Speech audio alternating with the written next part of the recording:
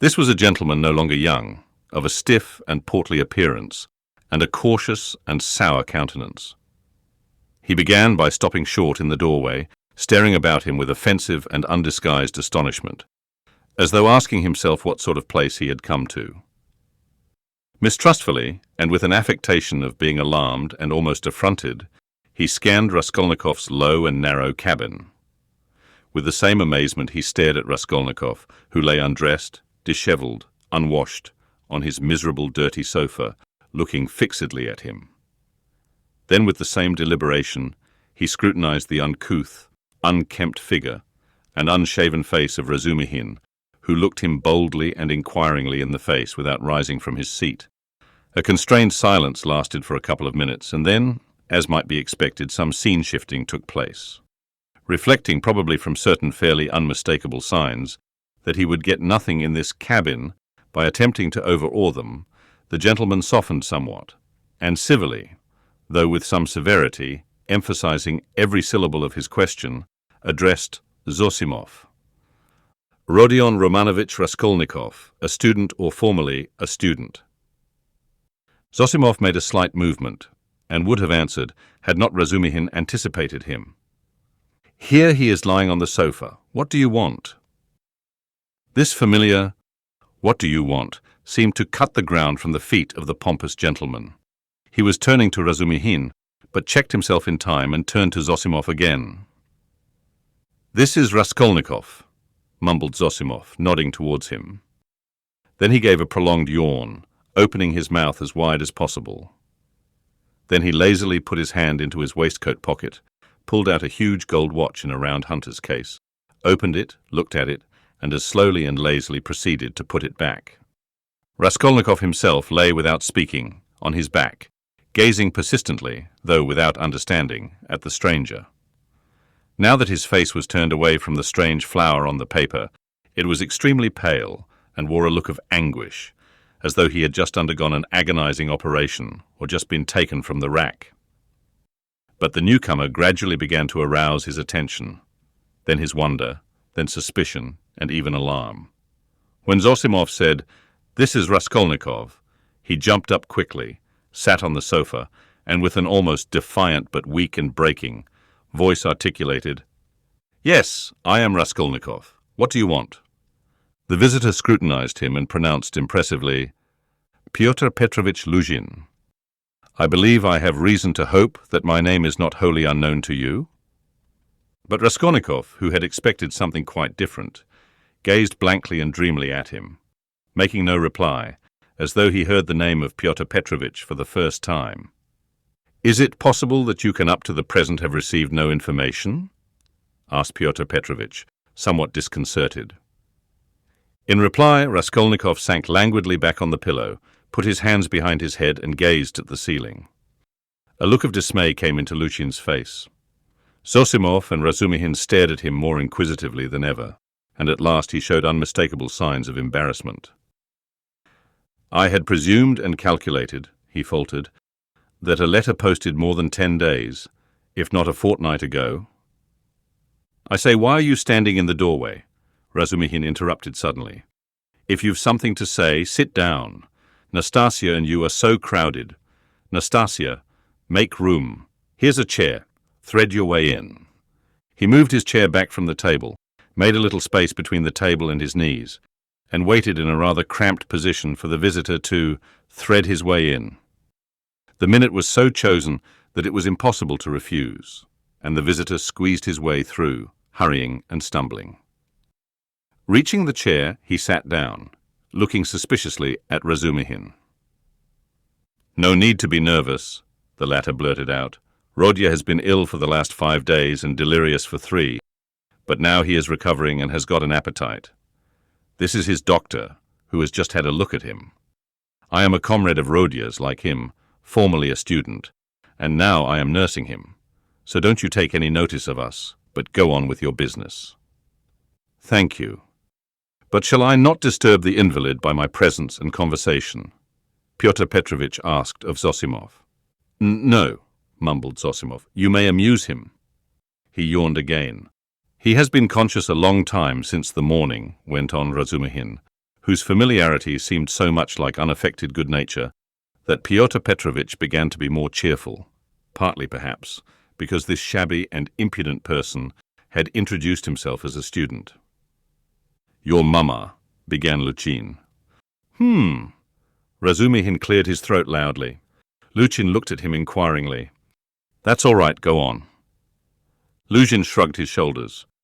"Your mamma had commenced a letter to you while I was sojourning in her neighbourhood. On my arrival here, I purposely allowed a few days to elapse before coming to see you, in order that I might be fully assured that you were in full possession of the tidings. But now, to my astonishment—" I know, Raskolnikov cried suddenly with impatient vexation. "So you are the fiancé? I know, and that's enough." There was no doubt about Pyotr Petrovitch's being offended this time, but he said nothing. He made a violent effort to understand what it all meant. There was a moment's silence. Meanwhile, Raskolnikov, who had turned a little towards him when he answered, began suddenly staring at him again with marked curiosity, as though he had not had a good look at him yet, or as though something new had struck him. He rose from his pillow on purpose to stare at him. There certainly was something peculiar in Pyotr Petrovitch's whole appearance, something which seemed to justify the title of fiancé, so unceremoniously applied to him. In the first place, it was evident, far too much so indeed, that Pyotr Petrovitch had made eager use of his few days in the capital to get himself up and rig himself out in expectation of his betrothed, a perfectly innocent and permissible proceeding, indeed. Even his own, perhaps too complacent, consciousness of the agreeable improvement in his appearance might have been forgiven in such circumstances, seeing that Pyotr Petrovitch had taken up the role of fiancé. All his clothes were fresh from the tailor's and were all right, except for being too new and too distinctly appropriate. Even the stylish new round hat had the same significance. Pyotr Petrovitch treated it too respectfully and held it too carefully in his hands. The exquisite pair of lavender gloves, real Luzhin, told the same tale, if only from the fact of his not wearing them, but carrying them in his hand for show. Light and youthful colours predominated in Pyotr Petrovitch's attire. He wore a charming summer jacket of a fawn shade, light thin trousers, a waistcoat of the same, new and fine linen, a cravat of the lightest cambric with pink stripes on it, and the best of it was, this all suited Pyotr Petrovitch. His very fresh and even handsome face looked younger than his 45 years at all times. His dark, mutton-chop whiskers made an agreeable setting on both sides, growing thickly upon his shining, clean-shaven chin. Even his hair, touched here and there with grey, though it had been combed and curled at a hairdresser's, did not give him a stupid appearance, as curled hair usually does, by inevitably suggesting a German on his wedding day. If there really was something unpleasing and repulsive in his rather good-looking and imposing countenance, it was due to quite other causes. After scanning Mr. Luzhin unceremoniously, Raskolnikov smiled malignantly, sank back on the pillow and stared at the ceiling as before. But Mr. Luzhin hardened his heart and seemed to determine to take no notice of their oddities. "I feel the greatest regret at finding you in this situation," he began, again breaking the silence with an effort. "If I had been aware of your illness, I should have come earlier. But you know what business is. I have, too, a very important legal affair in the Senate, not to mention other preoccupations which you may well conjecture. I am expecting your mamma and sister any minute."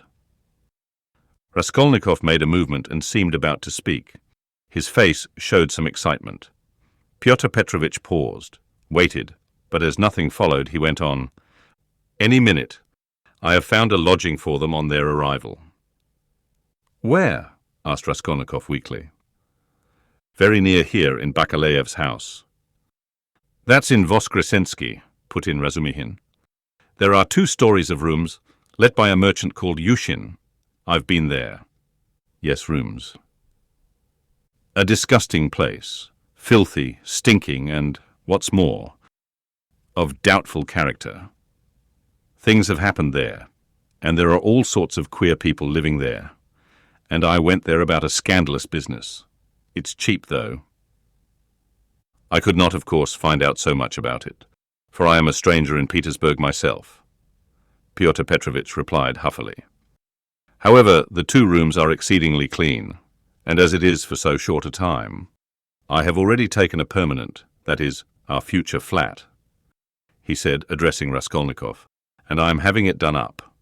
And meanwhile, I am myself cramped for room in a lodging with my friend Andrei Semyonovitch Lebeziatnikov in the flat of Madame Lipovexel.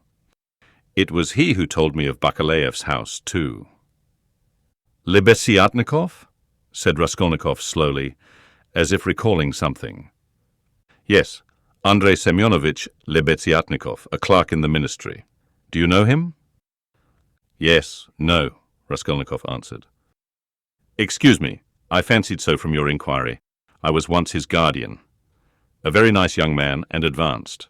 I like to meet young people. One learns new things from them. Luzhin looked round hopefully at them all. How do you mean? Asked Razumikhin. In the most serious and essential matters, Pyotr Petrovitch replied, as though delighted at the question. You see, it's 10 years since I visited Petersburg. All the novelties, reforms, ideas have reached us in the provinces. But to see it all more clearly, one must be in Petersburg.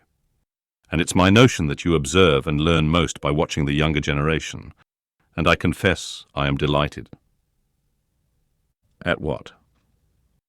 Your question is a wide one.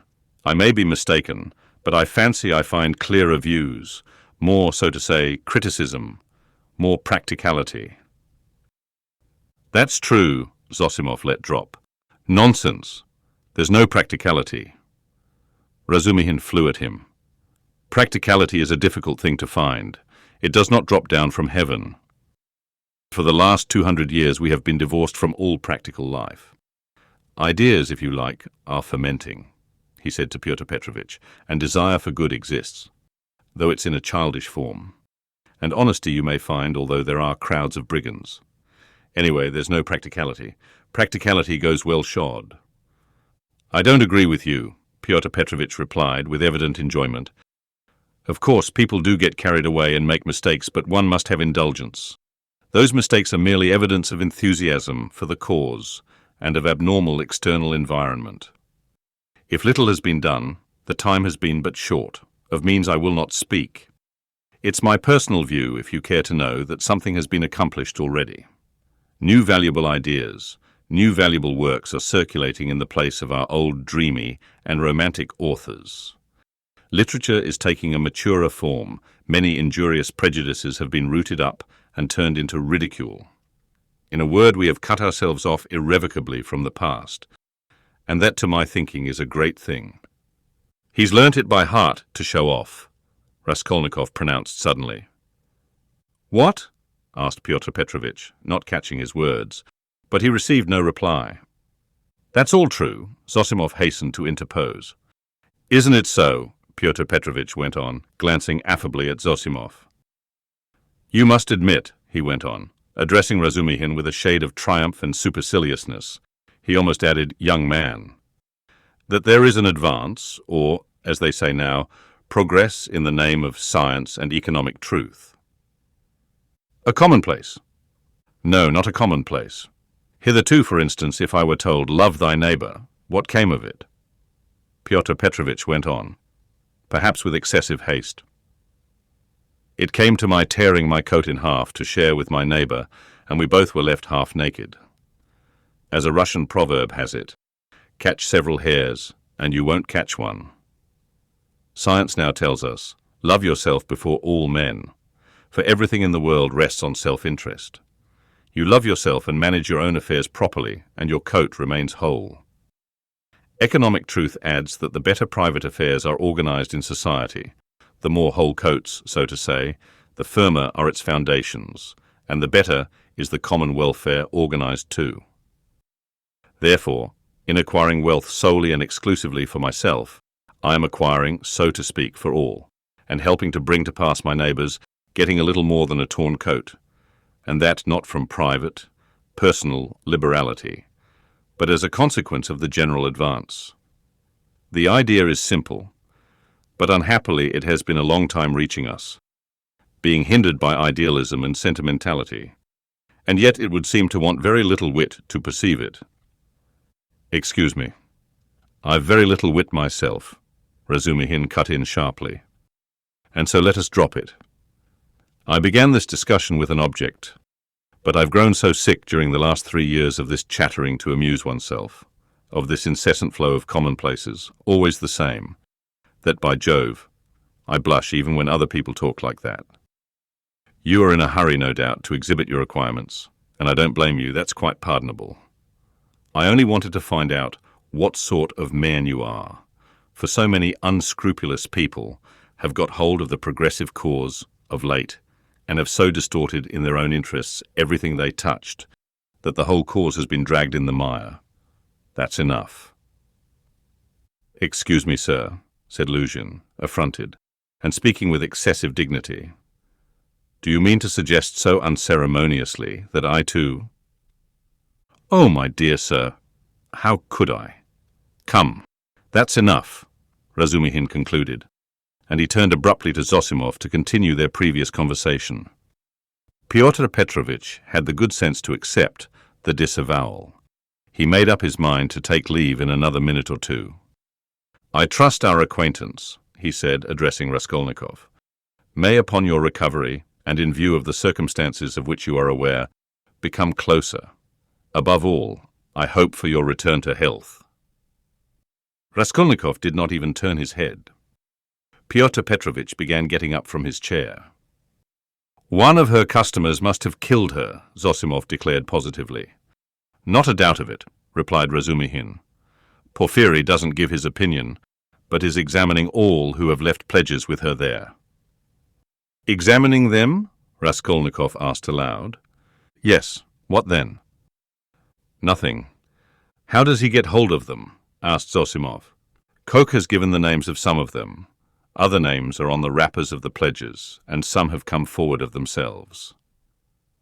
It must have been a cunning and practised ruffian, the boldness of it, the coolness. That's just what it wasn't, interposed Razumikhin. That's what throws you all off the scent. But I maintain that he is not cunning, not practised, and probably this was his first crime. The supposition that it was a calculated crime and a cunning criminal doesn't work. Suppose him to have been inexperienced, and it's clear that it was only a chance that saved him, and chance may do anything. Why, he did not foresee obstacles, perhaps. And how did he set to work? He took jewels worth 10 or 20 rubles, stuffing his pockets with them, ransacked the old woman's trunks, her rags, and they found 1,500 rubles, besides notes, in a box in the top drawer of the chest. He did not know how to rob. He could only murder. It was his first crime, I assure you, his first crime. He lost his head, and he got off more by luck than good counsel. You are talking of the murder of the old pawnbroker, I believe, Pyotr Petrovitch put in, addressing Zossimov.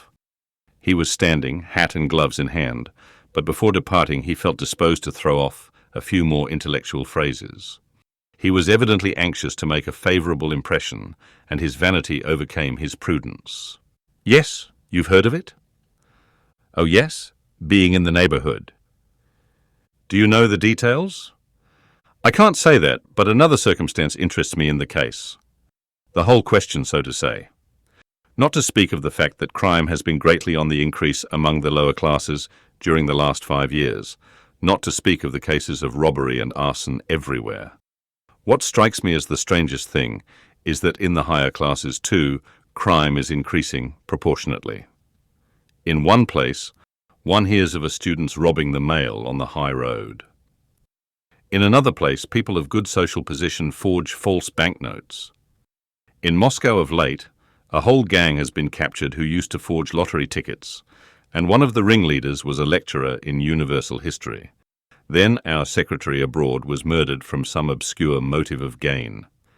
And if this old woman, the pawnbroker, has been murdered by someone of a higher class in society, for peasants don't pawn gold trinkets, how are we to explain this demoralization of the civilized part of our society? There are many economic changes, put in Zossimov. How are we to explain it? Razumikhin caught him up. It might be explained by our inveterate impracticality. How do you mean? What answer had your lecturer in Moscow to make to the question why he was forging notes? Everybody is getting rich one way or another, so I want to make haste to get rich too. I don't remember the exact words, but the upshot was that he wants money for nothing, without waiting or working. We've grown used to having everything ready-made, to walking on crutches, to having our food chewed for us. Then the great hour struck, and every man showed himself in his true colours. But morality? And so to speak, principles? But why do you worry about it? Raskolnikov interposed suddenly. It's in accordance with your theory. In accordance with my theory? Why? Carry out logically the theory you were advocating just now, and it follows that people may be killed. Upon my word, cried Luzhin. No, that's not so, put in Zossimov. Raskolnikov lay with a white face and twitching upper lip, breathing painfully. There's a measure in all things, Luzhin went on superciliously. Economic ideas are not an incitement to murder, and one has but to suppose. And is it true? Raskolnikov interposed once more suddenly, again in a voice quivering with fury and delight in insulting him. Is it true that you told your fiancée, within an hour of her acceptance, that what pleased you most was that she was a beggar, because it was better to raise a wife from poverty, so that you may have complete control over her and reproach her with your being her benefactor? Upon my word, Luzhin cried wrathfully and irritably, crimson with confusion, to distort my words in this way. Excuse me, allow me to assure you that the report which has reached you, or rather let me say has been conveyed to you, has no foundation in truth, and I suspect who, in a word, this arrow, in a word, your mamma. She seemed to me in other things, with all her excellent qualities, of a somewhat high-flown and romantic way of thinking, but I was 1,000 miles from supposing that she would misunderstand and misrepresent things in so fanciful a way. And indeed, I tell you what, cried Raskolnikov, raising himself on his pillow and fixing his piercing, glittering eyes upon him. I tell you what. What? Luzhin stood still, waiting with a defiant and offended face. Silence lasted for some seconds. Why, if ever again you dare to mention a single word about my mother, I shall send you flying downstairs. What's the matter with you? Cried Razumikhin. So that's how it is? Luzhin turned pale and bit his lip. Let me tell you, sir, he began deliberately, doing his utmost to restrain himself, but breathing hard. At the first moment I saw you, you were ill-disposed to me, but I remained here on purpose to find out more. I could forgive a great deal in a sick man and a connection. But you, never after this. I am not ill, cried Raskolnikov. So much the worse. Go to hell. But Luzhin was already leaving without finishing his speech, squeezing between the table and the chair. Razumikhin got up this time to let him pass, without glancing at anyone, and not even nodding to Zossimov, who had for some time been making signs to him to let the sick man alone. He went out, lifting his hat to the level of his shoulders to avoid crushing it as he stooped to go out of the door. And even the curve of his spine was expressive of the horrible insult he had received. How could you, Razumikhin said, shaking his head in perplexity. Let me alone, all of you, Raskolnikov cried in a frenzy. Will you ever leave off tormenting me? I am not afraid of you. I am not afraid of anyone now. Get away from me. I want to be alone. Alone. Come along, said Zossimov, nodding to Razumikhin. But we can't leave him like this. Come along, Zossimov repeated insistently, and he went out. Razumikhin thought a minute and ran to overtake him. It might be worse not to obey him, said Zossimov on the stairs. He mustn't be irritated. What's the matter with him? If only he could get some favourable shock, that's what would do it. At first he was better. You know he has got something on his mind, some fixed idea weighing on him. I'm very much afraid so. He must have. Perhaps it's that gentleman, Pyotr Petrovitch. From his conversation I gather he is going to marry his sister, and that he had received a letter about it just before his illness. Yes, confound the man. He may have upset the case altogether. But have you noticed he takes no interest in anything? He does not respond to anything except one point on which he seems excited. That's the murder. Yes, yes, Razumikhin agreed. I noticed that too. He is interested, frightened. It gave him a shock on the day he was ill in the police office. He fainted. Tell me more about that this evening and I'll tell you something afterwards. He interests me very much. In half an hour I'll go and see him again. There'll be no inflammation, though. Thanks, and I'll wait with Pashenka meantime, and we'll keep watch on him through Nastasia. Raskolnikov, left alone, looked with impatience and misery at Nastasia, but she still lingered. Won't you have some tea now? She asked. Later, I am sleepy. Leave me. He turned abruptly to the wall. Nastasia went out.